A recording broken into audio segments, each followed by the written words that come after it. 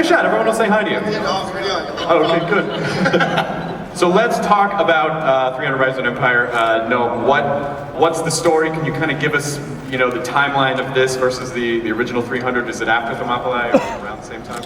I think just to give a framework for what this is if the 300 is, if you took 300 and you zoomed out, I think this movie is all about, meaning it takes time, it takes place at about the same time as 300. It's just bigger and gives you a whole different scale and scope as to what happened historically. And then for you, what was this experience like? I mean, you kind of got to be involved from the beginning. Yeah, it was very exciting to return, to revisit a character that I played. It's been I think 6 years. Yeah. It's been a while.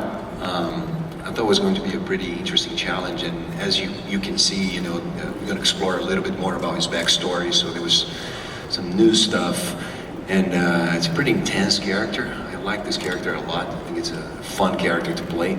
So we had a great time. It was a great experience. Yeah, because the first time out, we don't really see anything about Xerxes. We just know that he wants to crush them and he's taking over everything. And so, are you to be able to bring some humanity, at least partially, to this character? That was the whole idea now, and that's what I thought would be, very interesting. And I think we were able to do that. Great. Eva, could you tell us a little bit about Artemisia? And I know she's a naval commander, but what was this character to you?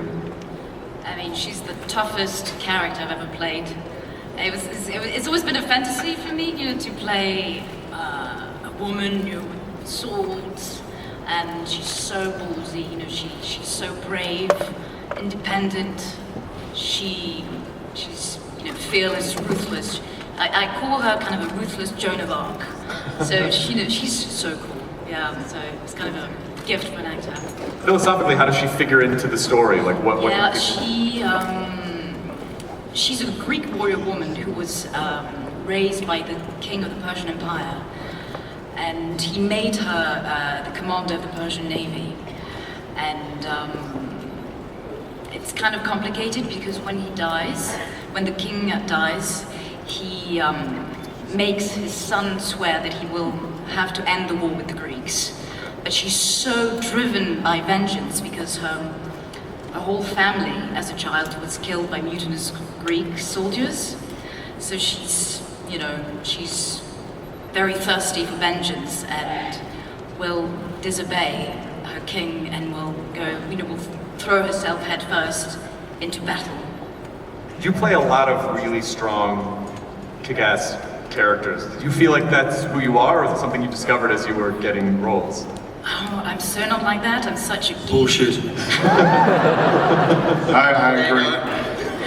No, I mean, I'm so shy, and so it's kind of, for me, it's an illusion. It's so cool to play strong, crazy women on screen and to let it all out on screen, and and I go back home and I'm the nerd, listening to classical music and all that. What about you, Sullivan? Who is Themistocles? He's a Greek naval general that tries to unite all of Greece, because they were separate city-states, to meet the Persians out on the water. So therefore, a different battleground to the first one. But he's also, he's very strong, driven, a tenacious man who wears a denim skirt. Battle skirt. What's a battle skirt? Like Utilikill. Did you?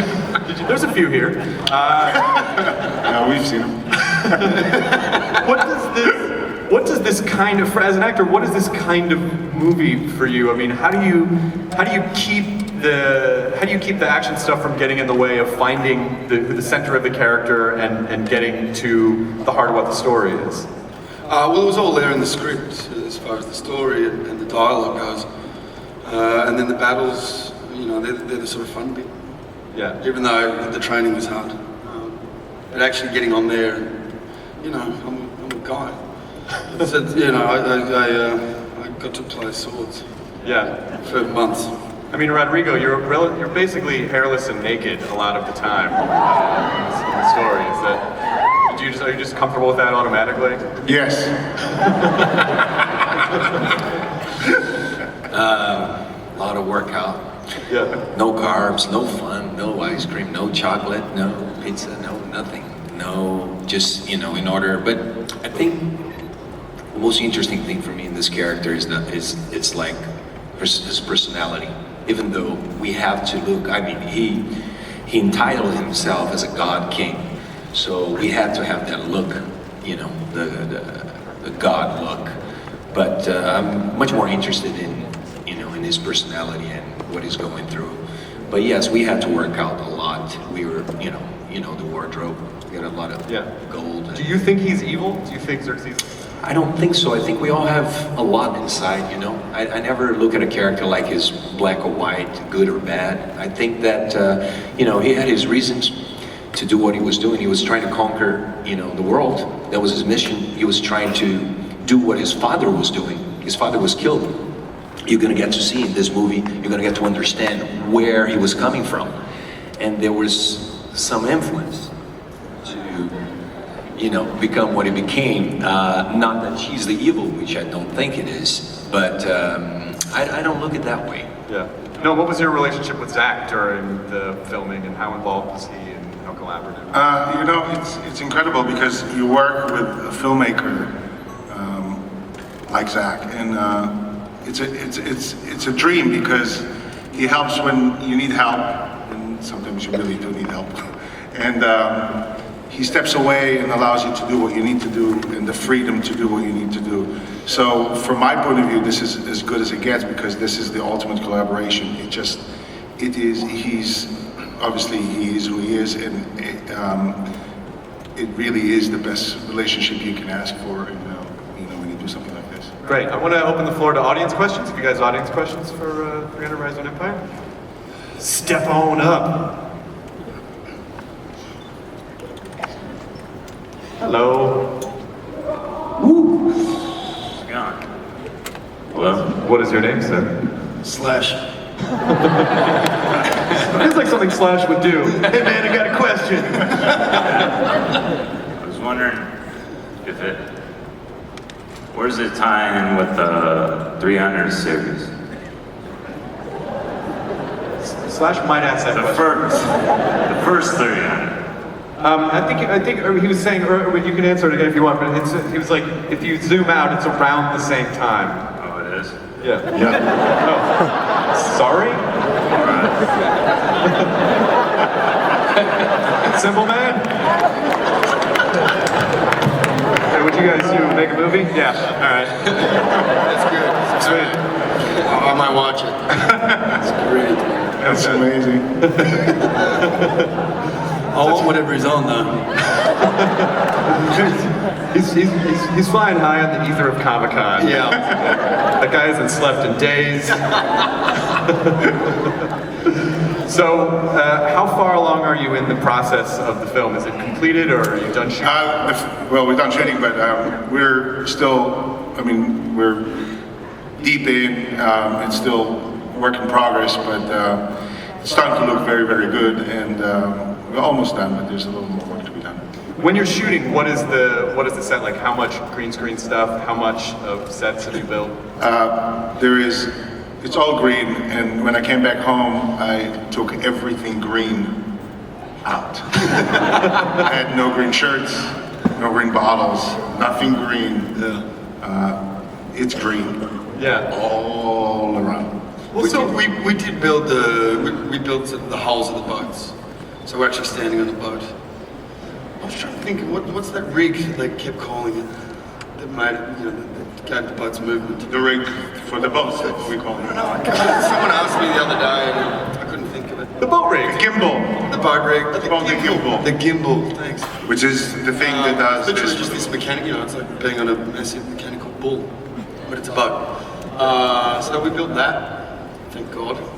And We built quite a lot. There's no, we didn't. We built 2 hours. there are massive sets for this, but they're all surrounded in green. Yeah. So even just when you're working and there's a lot of green all around and you're not in the actual environment, you're sort of having to put yourself in that environment. Where do you go as an actor to get yourself there? How do you focus? I mean, thank God I had real actors in front of me, you know, so that's the main thing. And Thank you. It's like,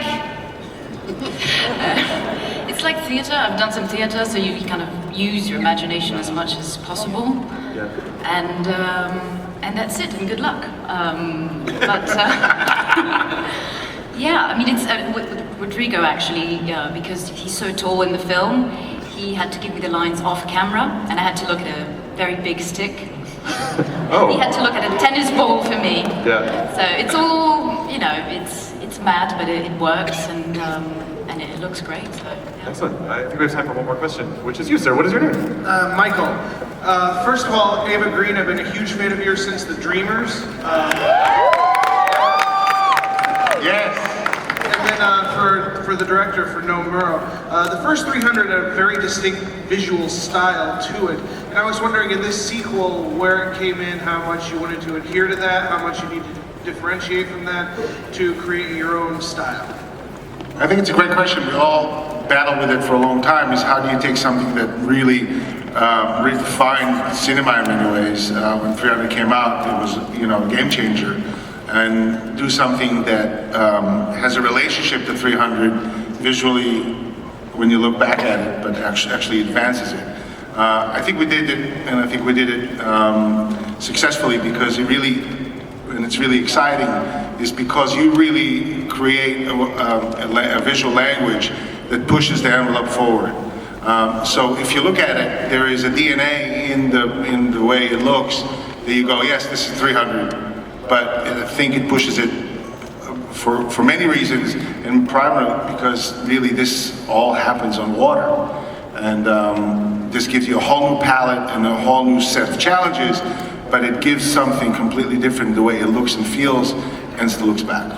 And you actually have to plot out a naval battle. Does it all hinge around one specific battle, or is it a series of battles? Well, there are a few battles in the movie. I'm not going to give all away, but there's very distinct few battles in the movie, and they're all they all have their own very specific look and style per battle. But it's a challenge because you really are shooting with no water. You have to imagine that there's water. And also from like you said, from a naval point of view, how do you really imagine it and solve it? Yeah. Excellent. Well, Rise of an Empire is in theaters March 7th, 2014. Please have a huge hand for Noam Murro. Of course, Eva Green, Rodrigo, Santoro, Sullivan Stapleton. Do you want to get one last shot of the crowd before they go? Oh, you're rolling? He's rolling for film, so everyone say hi to Sullivan's. Thank you so much, everyone. The cast and director of 300 Rise of an Empire.